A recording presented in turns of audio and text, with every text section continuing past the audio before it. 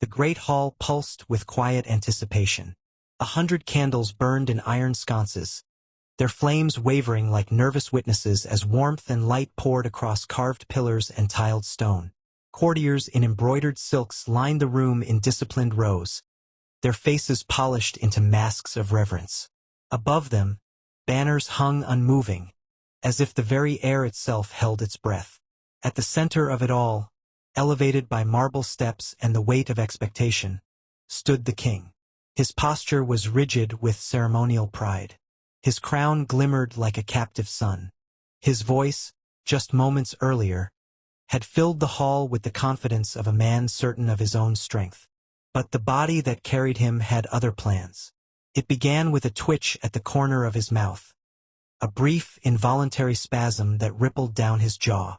His fingers curled slightly against the arm of his throne, knuckles whitening as he fought a sudden, stabbing pressure deep inside him. He forced a smile, the kind a ruler practices from childhood, but beneath it, a tremor quaked through him like a warning. Another jolt hit, harder this time. His breath caught, his eyes widened. The courtiers noticed, first with curiosity, then with dread. His chest heaved. A thin, strangled sound slipped from his throat, too small for a king, too human. His balance faltered. The scepter clattered from his hands, striking the stone with a sharp metallic crack that broke the ceremonial stillness. He staggered. For a heartbeat he hovered in place, suspended between dignity and disaster. Then his knees buckled. He collapsed forward with a force that sent murmurs skittering across the chamber. The impact shook the throne behind him. The crown slid sideways on his head. His hands clawed against the floor, searching for something to ground him against the agony tearing through his body. A dark stain began to bloom beneath him. Slow, thick, unmistakable. The nearest nobles stepped back as the spreading pool touched their embroidered shoes, their expressions twisting from shock to horror. The warm metallic scent of blood rose into the air, corrupting the incense that drifted lazily from the braziers. The king writhed, trembling violently, his breath ragged, his face contorted with pain so deep it silenced even his most loyal subjects. A commander who had charged into countless battles now found himself defeated by something no blade had delivered. No one moved to touch him. No one dared speak. The great hall, once a monument to power, had become a quiet tomb of disbelief. And in that suffocating stillness, one question hung over the scene like a curse. How does a king end up rotting alive from something this small? Before we continue, tap like so more people discover echoes of time, and tell me where you're watching from. Long before the collapse, long before the crown dipped sideways on his brow and the blood stained the stones beneath him, the sickness had already begun its quiet conquest. It started in places no chronicler would ever write about. In private chambers, behind heavy doors, in the hours before dawn, when even kings are alone with the truth of their bodies. There were nights when he would wake with a tightness coiled deep inside him, a pressure that felt small, insignificant, almost laughable for a man who commanded armies. He would shift beneath the weight of his robes, trying to dismiss it as fatigue, as the burden of leadership, as anything other than the creeping dread he felt growing within him. But the body is a stubborn historian. It records every wound, every strain, every ignored warning. And his had begun writing a story he refused to read. Servants noticed before anyone else.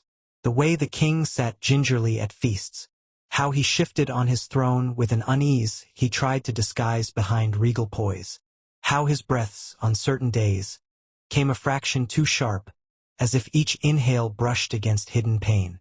Physicians were summoned in secret, men trained in the old theories of humors and balance, their hands more accustomed to leeches than cures.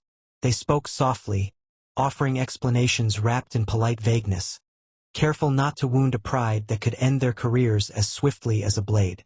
They prescribed tonics made from bitter roots.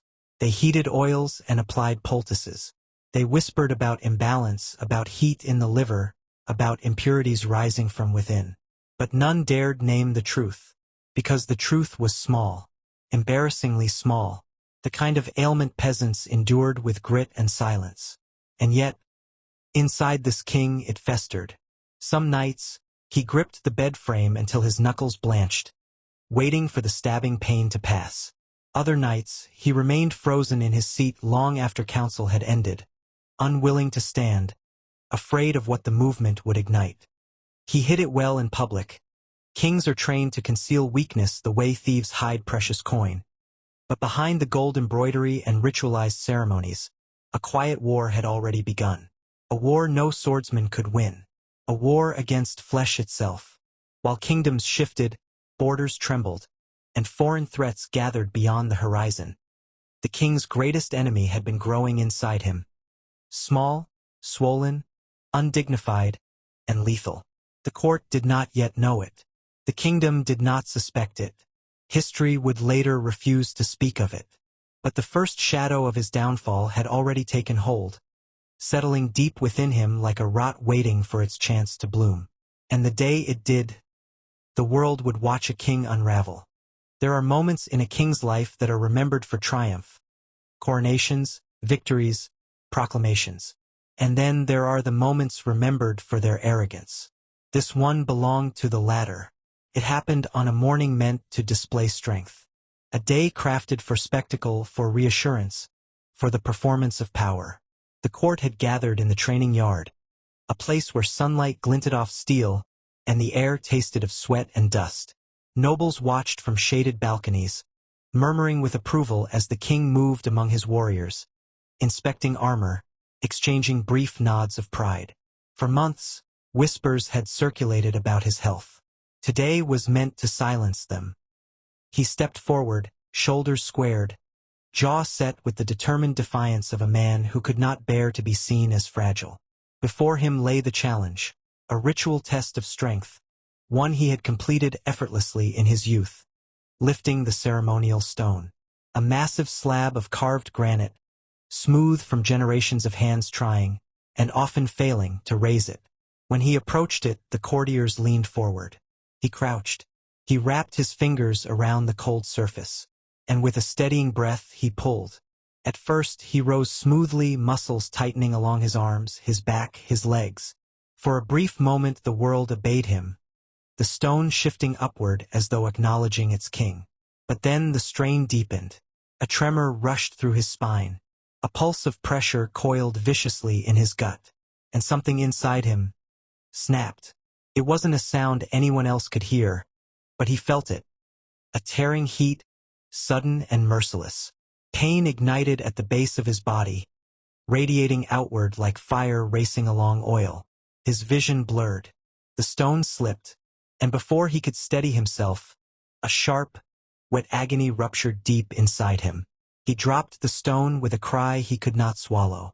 The yard fell silent. His hands flew to his side, his breath coming in shallow, shaking bursts.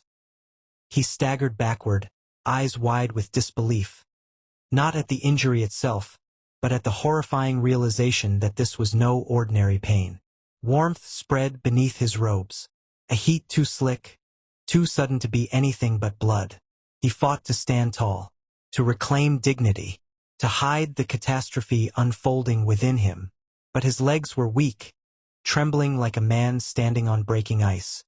Those nearest rushed forward, their expressions draining into panic as they caught the first hints of crimson seeping through the king's garments. A murmur swept across the rows of armored soldiers. Confusion first, then fear, then the dawning awareness that something had gone horribly wrong. The great king, the man they looked to for strength, had been undone not by blade or enemy, but by the weight of a stone he had once lifted with the ease of youth. He was helped away quickly, hidden behind a wall of loyal bodies that shielded him from prying eyes. But the damage was already done. Inside him, a quiet sickness had erupted into open war, and the wound, though invisible to those watching, would mark the beginning of his descent into rot. In the hours after the stone-lifting disaster, the king was carried to his private chambers, rooms once reserved for quiet governance and intimate counsel. Now they became a battlefield, a place where every breath, every movement, every attempt to sit or stand brought a fresh wave of agony that twisted his face into a mask he could no longer control. The rupture had done more than tear flesh. It had opened a door. And what slipped through that door was something far crueler than pain. At first, it was the bleeding. A steady, unnerving seep that stained linens and pooled beneath him with each attempt to shift his weight. Servants cleared the cloths with trembling hands, too afraid to speak of what they saw. They moved like shadows, silent and pale, terrified their eyes might betray the horror on their faces. Then came the fever.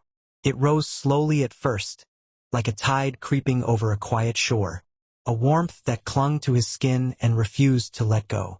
By night, it raged through him in violent waves, leaving him soaked and gasping, shivering despite the blankets piled across his body. Physicians spoke in hushed tones outside his door, voices tight with worry they dared not reveal to the court.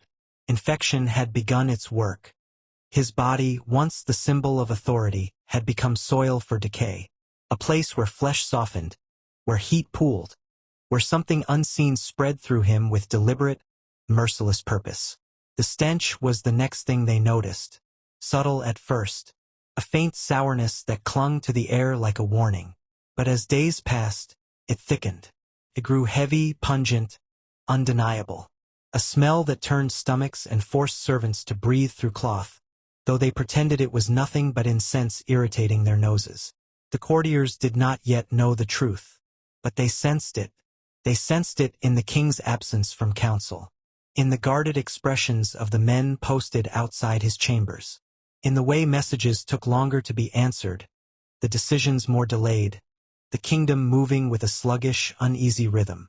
Rumors spread like wildfire among the palace staff, rumors of blood-soaked bandages, of whispered arguments between healers, of rot creeping into places no ruler should ever suffer. Nobles dismissed these murmurs with scoffs, but their eyes lingered too long on the sealed chamber doors, betraying the fear that had taken root in all of them. And beyond the palace walls, other eyes watched. Foreign envoys began sending letters home describing a king whose appearances had become rare, whose posture was bent, whose steps were unsteady. Allies wondered if illness was weakening the realm. Enemies wondered if opportunity was approaching. Inside the king's chamber, the truth worsened. The wound had not closed. It refused to close. Every attempt to treat it seemed to anger it. Every remedy inflamed it. Every poultice, every borrowed cure, every whispered prayer only fed the dark bloom growing deep within him. What had begun as a tear had become an infection. What had begun as pain had become decay. What had begun as shame had become dread. And with each passing night, the king felt something inside him shifting. Something that was not healing. Something that was spreading. Something that whispered that the worst was still yet to come. The first to enter his chamber after the collapse were the royal physicians. Men who wore confidence like armor, though their knowledge was little more than inherited superstition cloaked in ritual. They approached the king cautiously, as if afraid that even a breath too loud might worsen what they could not understand. They peeled back layers of cloth with trembling fingers. They examined the wound in silence. Then, without speaking a word to one another, they exchanged a look that only men familiar with failure truly recognize. Still, pride demanded performance. They began their work. Hot water was fetched, steaming and scented with crushed leaves meant to draw out impurities. The king flinched the moment the cloth touched him, a ragged sound tearing from his throat before he could swallow it. The bleeding did not stop. If anything, the attempts to clean it seemed to stir something deeper. An angry swelling, a heat that rejected every touch. Next came the poultices. Healers ground herbs in stone bowls, mixing pastes they hoped might soothe the burning infection. Some were soft and cooling, others thick and sharp-smelling, stinging the exposed flesh. Each application wrung new cries from him, sounds the guards outside pretended not to hear. But the infection was not passive. Fought back. The swelling grew. The fever climbed. The stench of rot thickened until even the bravest attendants struggled to stay at his side. Still, the court would not accept defeat.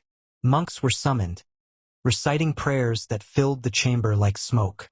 They hovered over him with relics and whispered blessings, their chants trembling as the king slipped in and out of delirium. They spoke of divine testing, of holy suffering, of burdens placed upon chosen men, but their eyes revealed terror, because they, too, smelled the decay. They heard the wet rattle in his breath. They saw the desperation in the king's gaze whenever the pain surged and gripped him like a vice. When the remedies failed, they turned to measures more extreme. Iron tools were heated over open flame until they glowed red. A physician, face drained of color, pressed the metal to the wound, hoping to burn away the infection. The scream that followed ripped through the palace corridors, a sound that made servants drop to their knees and nobles press, shaking hands to their mouths. But when the iron cooled and was lifted away, the flesh beneath it was darker, angrier, and the smell worse. The contamination had burrowed too deep. The rot had claimed its ground. The court persisted, driven by fear of what the kingdom would become without its king.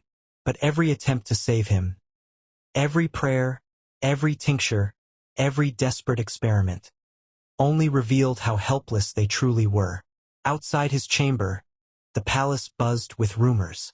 Inside it, the king drifted between agony and fevered confusion. And as his physicians worked themselves into hopeless exhaustion, one truth became impossible to ignore. The rot was winning. Despite the court's efforts to wrap his suffering in silence, a king cannot hide forever. Not from his nobles, not from his soldiers, not from the thousands who depended on the sound of his voice to steady the realm. The first sign appeared in council. He arrived late, an oddity for a ruler whose discipline had once been legendary. When he finally entered, the hall fell quiet.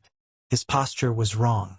His face, once composed and commanding, sagged with exhaustion. His steps were small, hesitant, measured like a man crossing cracked ice. He tried to sit. The moment he lowered himself onto the carved oak chair, his body betrayed him. His jaw clenched, his breath hitched, and a tremor rippled through his limbs. For a heartbeat, he froze, caught between agony and the eyes of the men who governed at his side. When he finally settled, he spoke in a voice that did not belong to him. Thin, breathless, fractured. Every word seemed dragged through clenched teeth.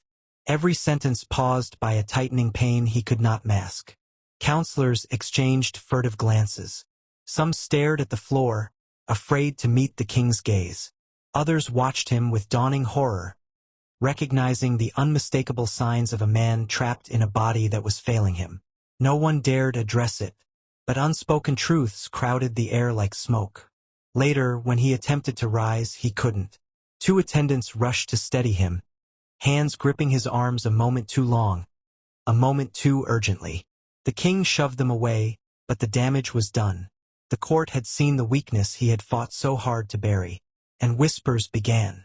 Soft at first, like distant wind brushing the edges of the palace corridors. Then louder, bolder, whispered behind hands and traded between servants, guards, and envoys. They said the king could no longer sit without pain. They said infection had taken hold. They said an illness of shame now ruled the man meant to rule them all. Rumors seeped beyond the palace walls like water through cracked stone. In the markets, merchants argued whether the king had been cursed. In taverns, soldiers murmured that he walked like a man held up by invisible wires. In distant courts, foreign eyes watched with sharpened interest as letters reported a sovereign who rarely appeared, who leaned too heavily on those at his side, whose color had faded to ash. But the breaking point came days later. During a ceremony he stubbornly insisted on attending, determined to show his people the strength he no longer possessed. He made it only halfway through the procession. A tremor overtook him. His face went white. He stumbled. One misstep that echoed like a thunderclap in the silent courtyard.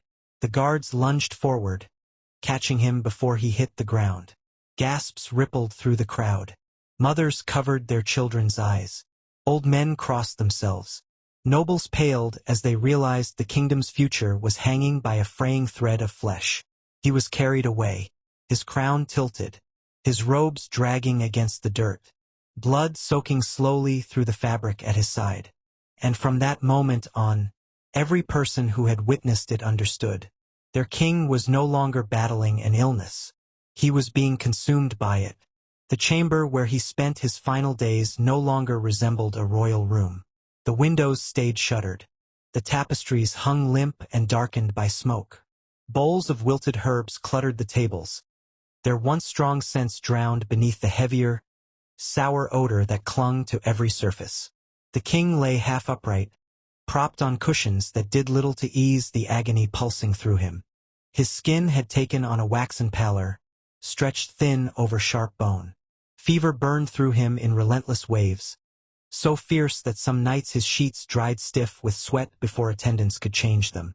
The wound had become something monstrous. Where once there had been swelling and bleeding, now there was decay. Rotting flesh, darkened and tender, spreading outward like a stain beneath the skin. His breath carried a faint sweetness, the unmistakable scent of infection that reached the blood. Every movement, even the smallest, sent a ripple of agony through him so sharp, he sometimes bit through his own lip to keep from crying out. He drifted in and out of clarity. One moment, he spoke with the crisp authority of a younger self, issuing commands to generals who weren't present. The next, he muttered to shadows on the wall, seeing faces from old battles, lost friends, the ghosts of decisions he could no longer escape. His attendants did what they could. They bathed him gently, whispering apologies when the water stung the raw edges of his wound. They lifted him when he no longer had the strength to move. They recited prayers even when their voices shook with fear. Their hands, though steady, bore the quiet trembling of men and women witnessing something far beyond the natural order of death. Outside his chamber, life continued. Councils met without him. Envoys were turned away with carefully woven excuses. The court moved with forced normalcy, each step taken under the shadow of a monarch fading by the hour. There were nights, cold, breathless nights, when the palace held itself in silence, waiting to see if the king's labored breathing would continue.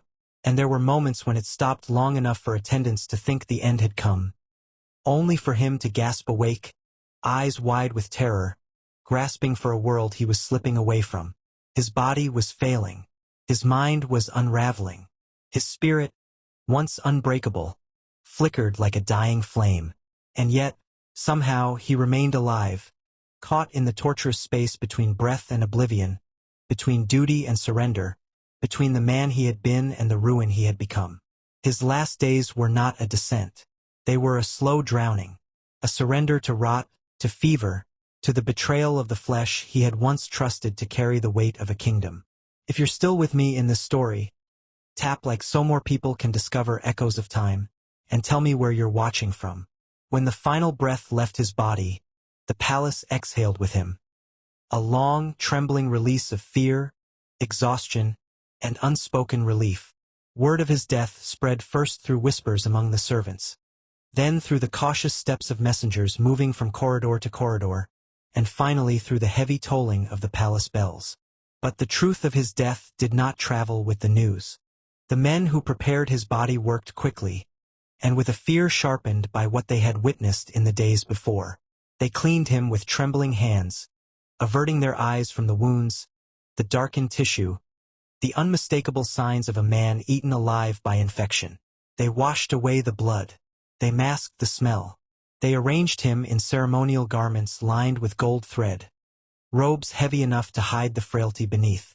By the time the nobles were summoned to view him, the king looked almost peaceful, almost whole, almost like the ruler they had once believed him to be. And that was exactly what the court intended.